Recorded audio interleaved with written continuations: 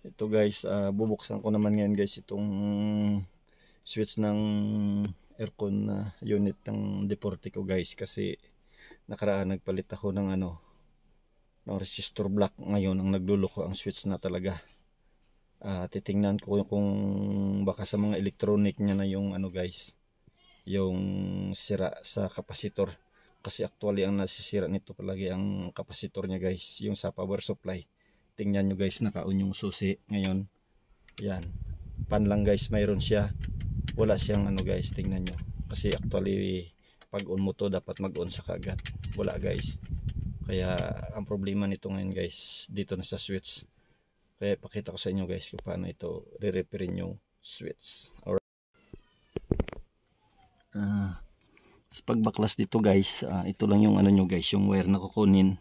Itong wire na to, ang na to guys, yung wire na to sa pan niya yan guys, yung 1, 2, 3, 4. Ngayon ito yung sa aircon guys, aircon switch.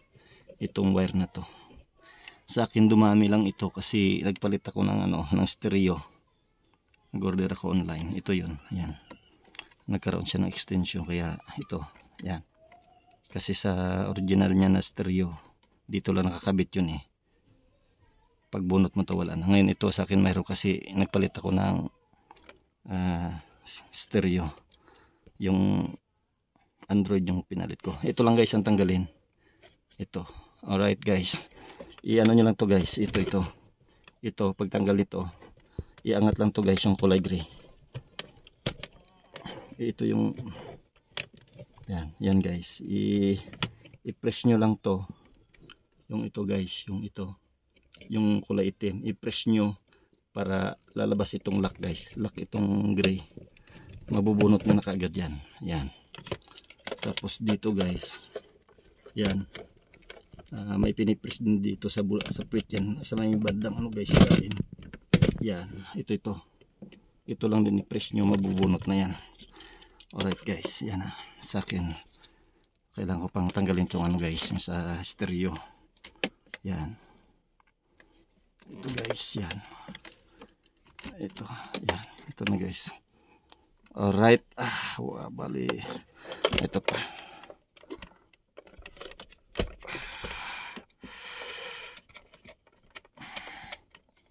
Alright guys, okay, yan lang guys. Tapos ang screw lang na yan yung screw na 4 na piraso, yung Phillips screw. Tapos wala na, yun na guys, mabunot nyo na itong switch. Pagtanggal pala guys, lang to, kahit kamay lang guys, dito ganunin nyo lang yan.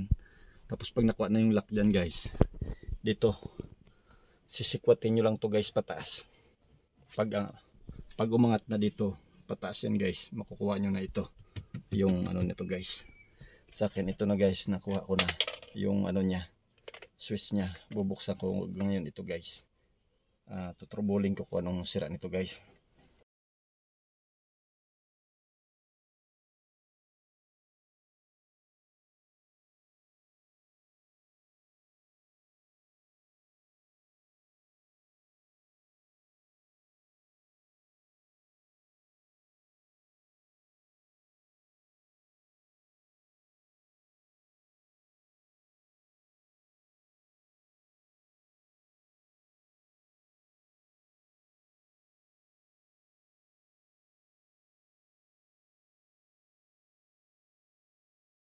Ito na guys, natapos ko ng chicken.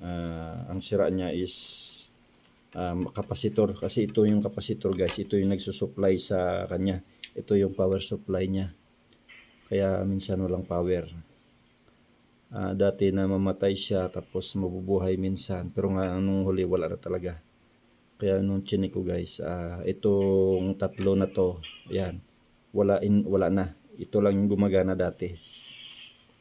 Ngayon naka-order ako sa online sa Shopee. Bali pinalitan ko na lahat guys. Ito yung 4 na to. Yan. Yang 4 na yan guys. Kasi kadalasan ito lang naman talagang 4 na to ang nasisira. Or minsan yung IC, but ang IC guys, integrated circuit, bihira ang madadamage. Palagi yan capacitor or diode. Ito kasi mga diode nya guys, ang liliit as in. Yan. Yung chinik ko, ito yung guys, yung sira niya, 4 na kapasitor. Ngayon subukan ko nang ikabit ito guys para malalaman ko kung gumagana na siya. Kasi so far yan ang ano ko. Tapos ito pala guys, nung binaklas ko, sira na. Kung mapapansin nyo minsan pag binaklas nyo tong switch nyo, kumakalog.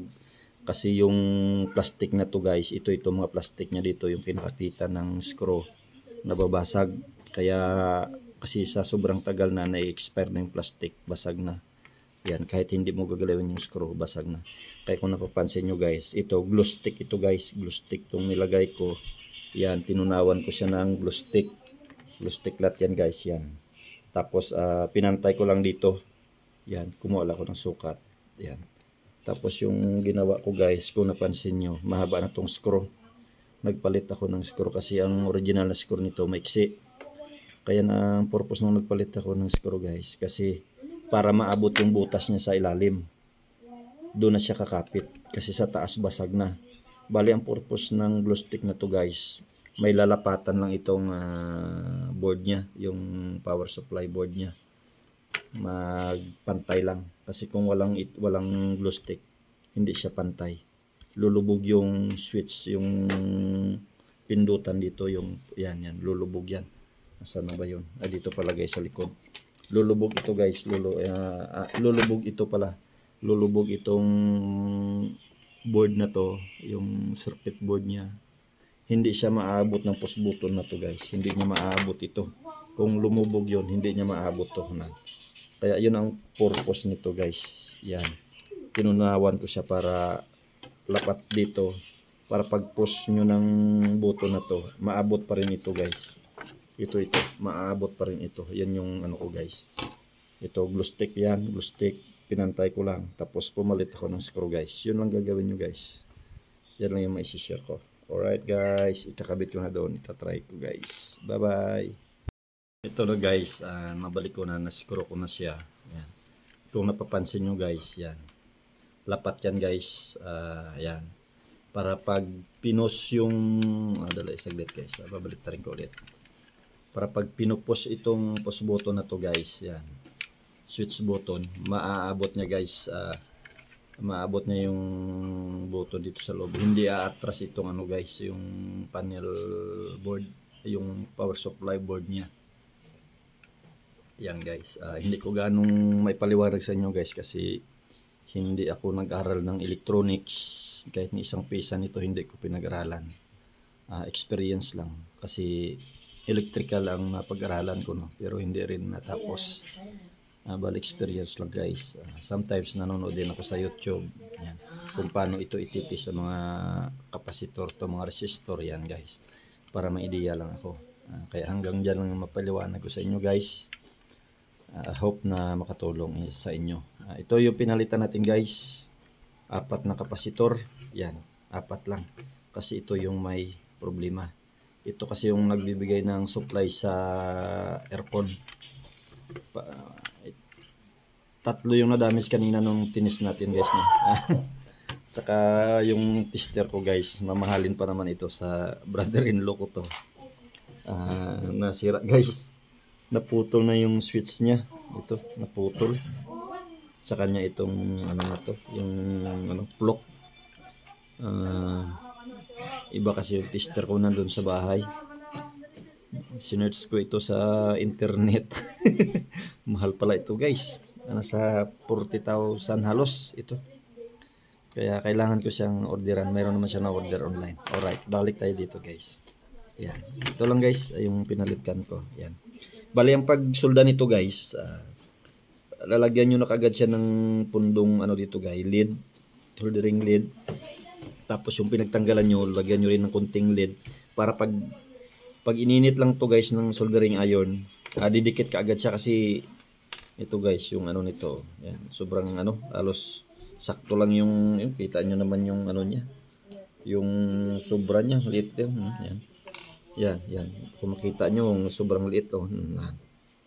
Kaya pag naabot lang siya ng soldering lead guys, pag may pundo siya, idiin nyo lang. Kapit yun ang technique dun guys.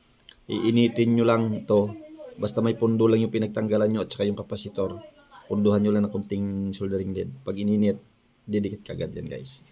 Alright guys, ikakabit na natin doon, no, para testing.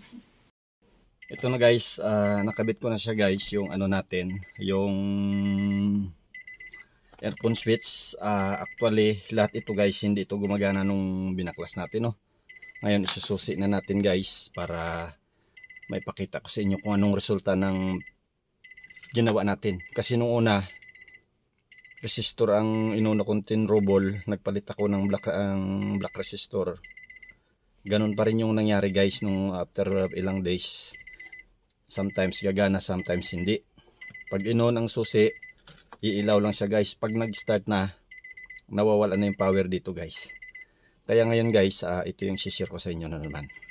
Yung aircon switch na naman tayo ngayon. Ngayon guys, i-on natin. Ayan na guys, umilaw na, no? Yan. Kung napansin nyo guys, umilaw na. Battery pa lang yan guys, hindi ko pa in-start, no? Ngayon i-on natin yung aircon. Ayan na guys, umilaw na rin. Tapos ito dati guys, hindi talaga to gumana dati. Ito. Ngayon, lahat na sila guys na function, no? Ayan yan guys yung resulta ng ano, yung pinalitan natin. Common na problem ng deporte yun guys. Kung kayo guys may problema na ganito, ang apat lang na kapasitor yun guys. Sa Shopee ko lang in-order yung kapasitor na yun. Ngayon guys, ito na yung resulta. Yan, malamig na guys. Alright, ngayon guys, ititesting ko, i-start ko kung mamamatay siya. Patay natin ang aircon. Yan guys, umilaw pa rin. Hindi na siya nawawala. Kasi dati guys, nawawala yung ito pag after start. Tsaka ito guys, dati nawala talaga to. As in nawala talaga. Yung dalawa lang to ang mayroon, yung recirculating at saka AC. Pero ngayon guys, itong heating ng mirror. Kasi ito guys, heating ng to, parang heating sa mirror. I don't know. Hindi ko lang sure, pero parang heating ito sa mirror eh. Doon sa mirror, doon sa likod. I'm not sure guys, kasi hindi naman talaga ako magaling na mekaniko, no. True experience lang tayo. Yun lang guys yung may share ko sa inyo. Hope malaki itong tulong sa may naka-unit na deporte guys, na problema sa aircon switch kagaya ko. Ayan na guys, lahat guys umilaw. Kasi bihira masisira yung IC nun guys sa loob. Ang kadalasan nasisira kapasitor or diode, yung malilit na diode.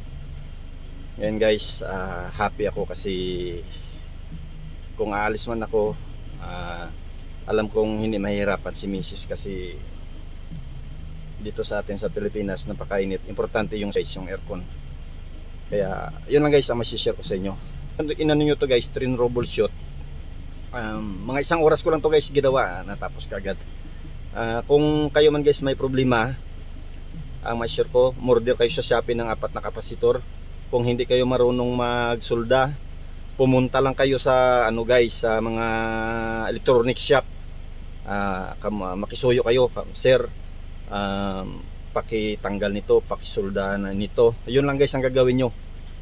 Alam kong napakamahal ng switch na to guys, ng aircon, nasa 9,000 ito kung hindi ako magkakamali.